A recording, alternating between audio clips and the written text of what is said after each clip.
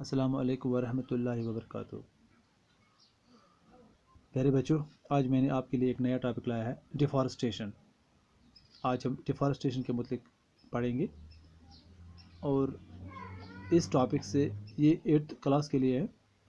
9th 10th even जो 11th and 12th standard के जो बच्चे हैं वो भी इस टॉपिक से इस्तेफादा हासिल कर सकते हैं। चलो लेट अस स्टार्ट।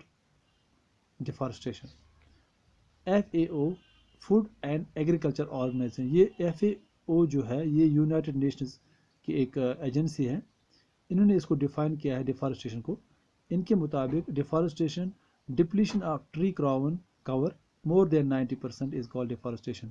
ये कहते हैं कि जो ट्री का क्राउन होता है अगर वो 90% से ज़्यादा डैमेज हुआ है तो फिर उस हालत में हम इसको कहते हैं, इसको डिफॉरेस्टेशन कहते हैं। अगर यही जो ट्री का क्राउन होता है अगर इसका लेस देन 90% है उस टाइम हम उसको डिफॉरेस्टेशन नहीं कहते, उस टाइम उसको हम कहेंगे फॉरेस्ट डिग्रेडेशन। फॉरेस्ट डिग्रेडेशन जब less than 90% tree crown damage होगा तो उस वक्त हम कहेंगे फॉरेस्ट डिग्रेडेशन। जब more than tree crown damage होगा 90% तो उस टाइम उसको हम कहते हैं डिफॉरेस्टेशन। अब ट्री क्राउन किसे कहते हैं? जो प्लांट्स के पार्ट्स होते हैं, रूट्स है, स्टेम है, ब्रांचेस है, लीव्स है, फ्लावर्स है, जो पार्ट स्टेम के एबो होता है, जैसे स्टेम के एबो जो पार्ट्स बनता है, जैसे स्टेम के एबो कौन सा पार्ट्स बनता है, जैसे ब्रांचेस है, लीव्स है, फ्लावर्स है, एक्स्ट्रा, ये इसी को हम क्राउन कहते हैं। ट्री क्राउन कहाँ से स्टार्ट होता है? एबो द ये एबो द पार्ट होता है स्टेम। इसको हम इस तरह भी इंग्लिश में भी इस तरह भी कह सकते हैं, it is the top part of the tree from which branches grow एबो द स्टेम। जहाँ से जो ब्रांच ग्रो होते हैं एबो द स्टेम, उसी पार्ट को हम ट्री क्राउन कहते हैं। अगर यही ट्री क्राउन मोर देन 90% अगर ये डैमेज होगा तो उस सूरत में हम इसको कहेंगे ये डिफॉरेस्टेशन हुई है। अब सिंपल वर्ड्स में हम डिफॉरेस्टेशन को समझने की कोशिश करेंगे। डिफॉरेस्टेशन मीन्स आप चॉपिंग भी लिख सकते हो या cutting of trees is called chopping, और cutting of trees is called deforestation. Loss of forest cover, उसको भी आप कहेंगे, अगर लॉस ऑफ फॉरेस्ट कवर है वो भी डिफॉरेस्टेशन के ज़ुमरे में आता है। अब हम पढ़ेंगे इसके काजेस।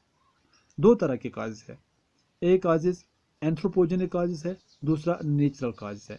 पहले हम नेचुरल काजेस की तरफ जाते हैं कि नेचुरल काज किन किन वजह से नेचुरली इनकी जो डिफॉरेस्टेशन होती है वो क्या क्या है। नंबर 1 पढ़ेंगे अर्थक्वेक। अर्थक्वेक, अर्थक्वेक जब आपने देखा होगा, जहाँ जब भी अर्थक्वेक मतलब जो मैसिव अर्थक्वेक आती है उससे भी मतलब मैसिव डिफॉरेस्टेशन होती है। कटिंग ऑफ ट्रीज उससे भी होती है। इसी तरह सुनामी, सुनामी से भी डिफॉरेस्टेशन होती है। साइक्लोन्स, जो तेज़ आंधियाँ आती है उनसे भी डिफॉरेस्टेशन होती है। और वोल्केनिक इरप्शन यानी जो आतिशफशान पहाड़ जो है, जब वहाँ वोल्केनिक इरप्शन जो जब वो फट जाते हैं उस एरिया में जितने भी फॉरेस्ट जो फॉरेस्ट कवर होता है वो सब मतलब कट जाते हैं, वो रॉक के ढेर बन जाते हैं। वो भी इस ज़मरे में आता है, डिफॉरेस्टेशन के ज़मरे में। इसी तरह टॉर्नेडोज है, ये भी तेज़ आंधी होती है, इससे भी डिफॉरेस्टेशन होती है। या डिजीज़ या पेस्ट्स, अगर किसी फॉरेस्ट कवर में जब डिजीज़ या पेस्ट्स उस फॉरेस्ट उस ट्री पे अटैक करते हैं उससे भी जो फॉरेस्ट है जो ट्री है वो ख़त्म हो जाता है। उसको भी ये भी एक नेचुरल काज बनता है डिफॉरेस्टेशन। या फॉरेस्ट फायर है या क्लाउड बर्स्ट है, ये भी डिफॉरेस्टेशन के ज़ुमरे में आते हैं। अब हम स्टार्ट करेंगे एंथ्रोपोजेनिक काजेस। एंथ्रोपोजेनिक काज किसे कहते हैं?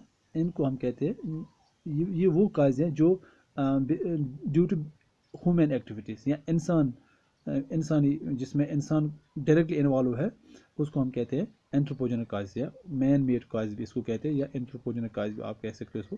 ये क्या क्या है?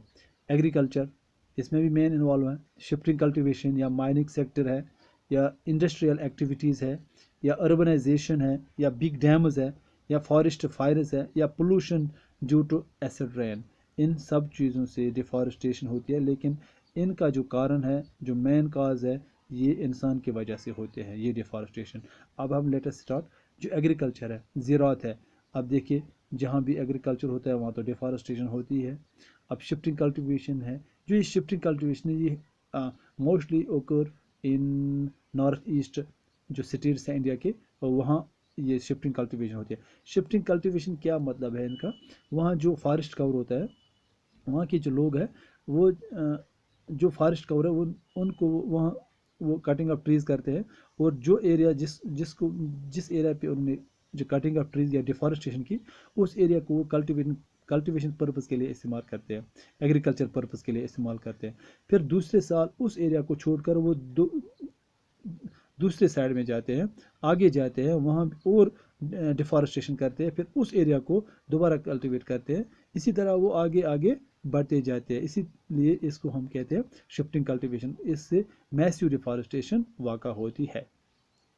माइनिंग सेक्टर में भी डिफॉरेस्टेशन होती है। इसी तरह इंडस्ट्रियल जो एक्टिविटीज़ है, इंडस्ट्रियल जो एक्टिविटीज़ है, उनसे भी डिफॉरेस्टेशन वाक़ होती है। अर्बनाइजेशन से भी, या बिग डैमेज से भी, फॉरेस्ट फायर से भी, या पोल्यूशन ड्यू टू, देखिए अगर हम बिग डैमेज की बात करेंगे, बिग डैमेज जो बिग डैमेज बनते हैं, इन बिग डैमेज से इससे हमें हाइड्रो इलेक्ट्रिसिटी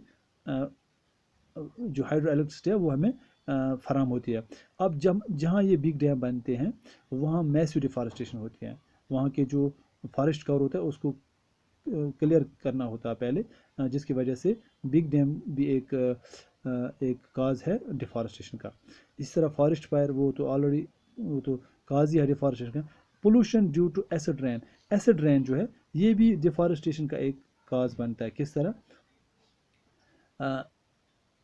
प्यारे बच्चों, आप ये देखते होंगे जो ट्रांसपोर्टेशन है, या मतलब जो इंडस्ट्रियलाइजेशन है, या जो बर्निंग ऑफ फॉसिल फ्यूल है, इनसे दो मेन गैस निकलते हैं, sulphur dioxide and nitrogen dioxide. ये दोनों जो गैस है जब ये रिलीज़ होते हैं इन एक्टिविटी से, ये डायरेक्टली मिक्स होते हैं एटमॉस्फेयर में वाटर से, और वहाँ इनके साथ ऑक्सीजन भी मिलता है। इस वजह से ये दोनों सल्फ्यूरिक एसिड बनाते हैं और वो नाइट्रिक एसिड बनाते हैं, जो चेंज करते हैं केमिस्ट्री ऑफ वाटर। जब केमिस्ट्री ऑफ वाटर जो चेंज करते हैं, केमिस्ट्री ऑफ वाटर जब चेंज होती है, यानी ये जो वाटर होगा वहाँ वो एसिडिक वाटर बनता है। फिर वही वाटर जब in the form of rain नीचे जब आता है, जो ट्रीज़ होते हैं उनके ऊपर जब वो पड़ जाता है, वो भी एक कारण बनता है डिफॉरेस्टेशन।